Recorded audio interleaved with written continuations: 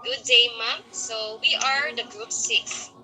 We're going to present our group discussions about the MTB MLE implementation related theories, which are the John Piaget theory of cognitive development and Lev Vygotsky theory of sociocultural. In this discussion, we will be able to give our insights about the theories and share if you have seen these theories applied in teaching and how these theories could be applied to teaching.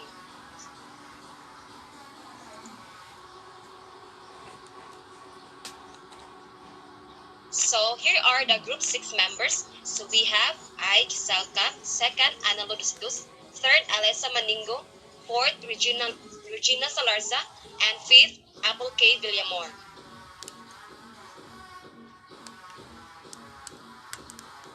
So here are the two theories. We have Jean Piaget cognitive development theory and Lev Vygotsky sociocultural theory of cognitive development. So here is Regina Marisa Larza for further discussion of Jean Piaget cognitive development theory. So according to Jean Piaget, cognitive development was a progressive reorganization of mental process as a result of biological maturation and environmental experience. The goal of each theory is to explain the mechanism and process by which the infant and the child develop into an individual who can reason and think using hypotheses. And here is the Cell Hub to share our insight about the cognitive development theory by Jean Piaget. So here are our insights about Jean Piaget theory. Jean Piaget theory of cognitive development is about that children progress through 4 phases of cognitive development, namely the sensorimotor, preparational, concrete operational, and formal operational are the 4 key stages in which people's perceptions of the world change, despite the fact that the stages correspond to an approximate age. Piaget's stages are flexible in that the kid can reach any stage where he or she is ready. It suggests that a child's intelligence or cognitive ability develops in 4 stages. Each stage is marked by the emergence of new abilities and ways of processing information. According to Jean Piaget's theory of cognitive development, children go through 4 stages of mental growth. His approach focuses not only on how children gain information, but also on the essence of knowledge. So before we going to discuss the Jean Piaget stages of development, we should know that Jean Piaget viewed intellectual growth as a process of adaptation to the world.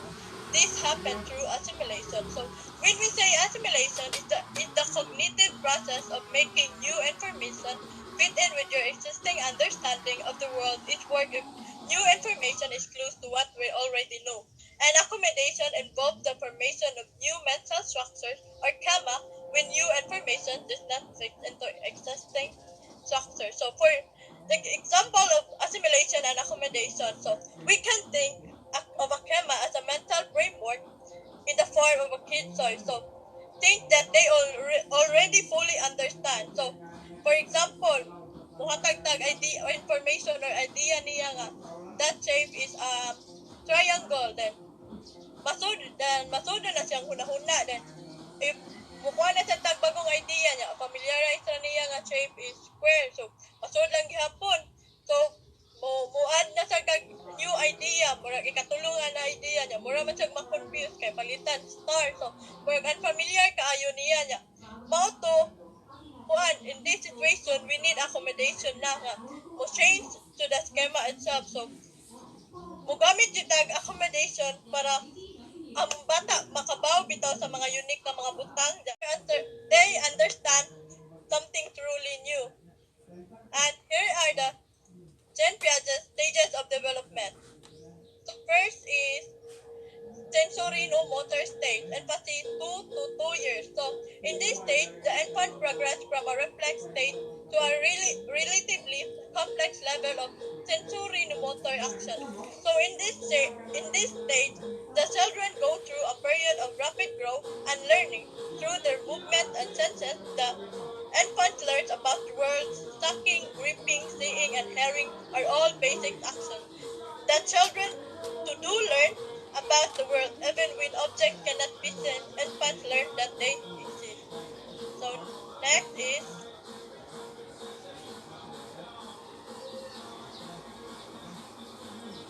So here is examples of the first stage. So in this stage, as what I have observed, teachers in this stage present any kind of object that would make the students gradually organizes the objects. so the second stage is pre-operational, 2 to 7 years. So cognitive development during early childhood is described by Piaget as the period of pre-operational thought. With emerging language skills, children begin to display an increased ability to assimilate new information and experience to interpret their meaning. So in this stage, the children begin to think symbolically and learn to depict objects with words and drawing. And next is So this is the examples of the second stage. As what I have observed in this stage, teachers give students a task which is a dramatic play like a puppet show. As children become much more skilled at pretend play during this stage of development.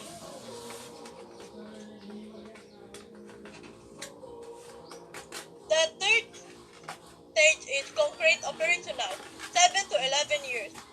So in this stage, the child thinking appears to be stabilized in the sense that internal action and perceptual scheme are beginning to be organized into logical operational steps.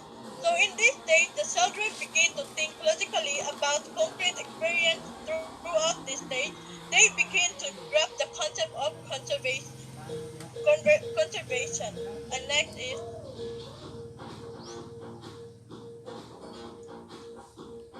So this is the example of the third stage. As what I have observed in this stage, teachers give their students an arithmetic task, the problem solving, and engage in solving addition and subtraction. And as what we have experienced, we recited the multiplication table in our classroom way back when we was in grade 2 students. As children in this stage became much more adept at using logic. so the last stage is formal operational. So during this stage, the young person develops full patterns of thinking. At this age, throughout the start from direct experience, not less as it must be remembered that the process of achieving equilibration persists throughout life. So at this age, the adolescent or young adult begin to reason about hypothetical situation and think abstractly.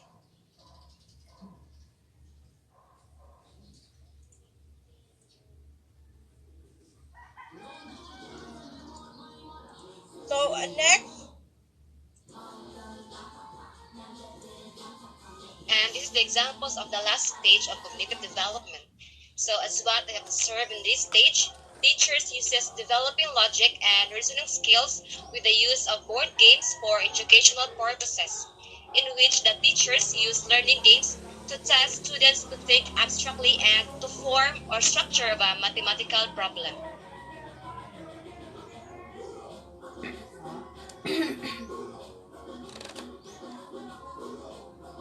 So this is how we think that John Piaget theory could be applied to teaching.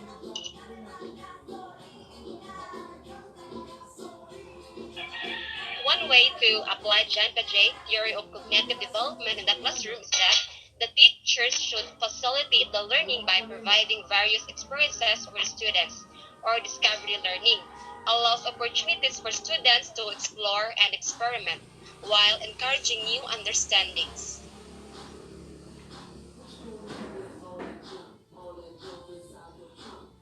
So here are the implications of cognitive development of teaching in the classroom. So first, the use of concrete props and visual aids, such as models and or timelines. Second, facilitate learning by using familiar examples to explain complex ideas, such as a story problem in math. Third, give students the opportunities to classify and group information, use outlines and hierarchies to facilitate assimilation of new information with previously learned knowledge. And last, present problems that require logical analytical thinking. Brain teasers are a great way to incorporate this.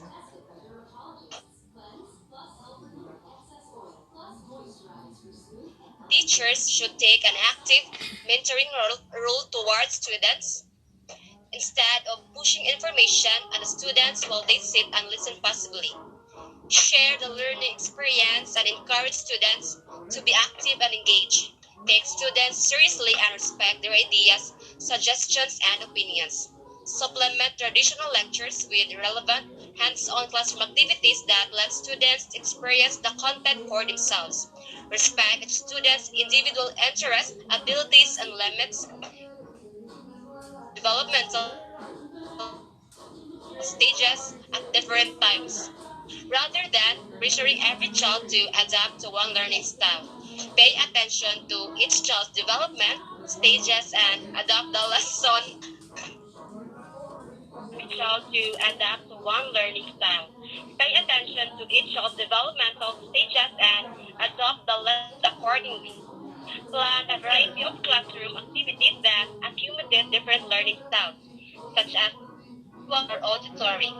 Most especially, teachers should implement the activities based on the four stages of cognitive development of children so that this theory will be highly effective in the classroom. So, next, let's proceed to Lev Vygotsky's sociocultural.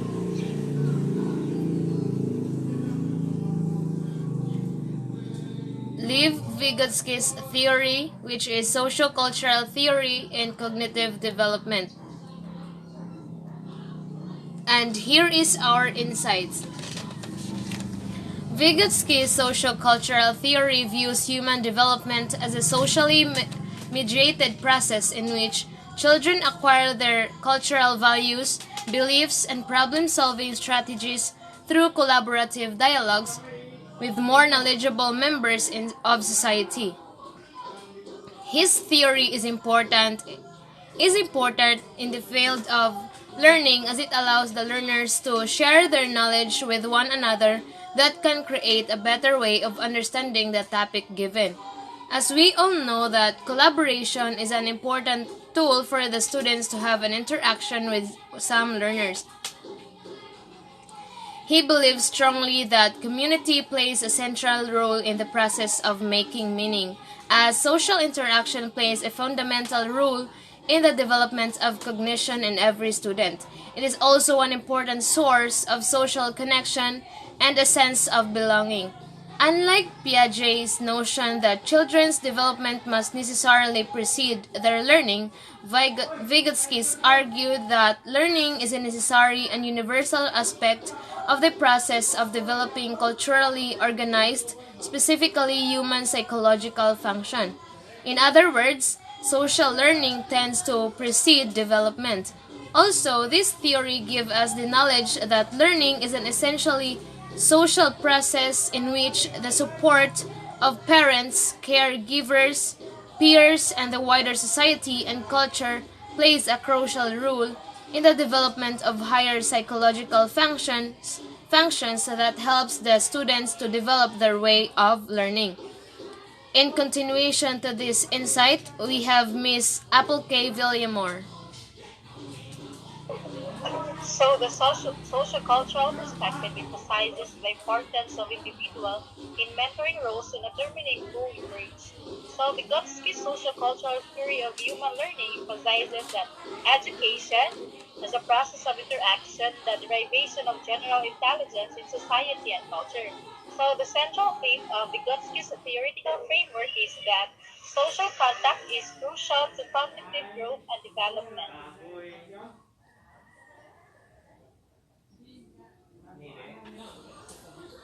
So have you seen these theories applied in teaching? For us, yes. The sociocultural theory in cognitive development of Lev Vygotsky is applied in teaching, and it is still applied in teaching today. Teachers still uses this to provide the quality of learning to the students. This is still important in the field of learning today as learning occurs during social interactions between individuals, for example, in the teacher and students interaction. It believes that learning happens first through social interaction and second through individual internalization of social behaviors. In the sociocultural theory, students and teachers form a relationship in the classroom to help the student learn. The relationships help facilitate social interaction and active participation in the learning task. Students learn through observation, listening, and talking through their tasks. Furthermore, this theory is a really essential tool to be used in teaching as it provides the strong foundation of learning to broaden their knowledge and their way of understanding the lesson.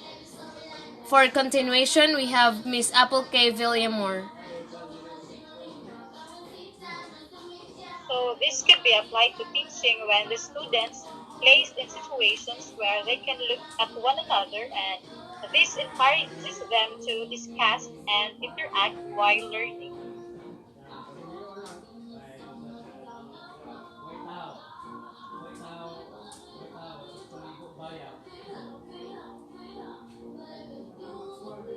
Sa ingat to, next slide sa ba? So sociocultural theory can be applied to teaching when students and teachers form relationships in the classroom to help the students learn. So the relationships help facilitate social interaction and active participation in the learning tasks. So in addition, we have Miss Ana Ludustos. So just what Miss Apple K. Villamore says, this could be applied in assigning students in a group in which they can collaborate and share their knowledge to achieve a social interaction. So to sum it up, Vygotsky's theory in mother tongue-based multilingual education shows and states that language and culture are the frameworks through which humans experience, communicate, and understand reality. In mind, his theory strengthens the development of the appropriate cognitive and reasoning skills, enabling children to operate equally in different languages that start with the mother tongue. This theory of Vygotsky has its learning theories that help learners understand their own personal learning history and assist teachers in developing appropriate community-based learning activities. So that's all, ma'am, for our group discussions about the implementation of related theories. Thank you for listening and God bless us all.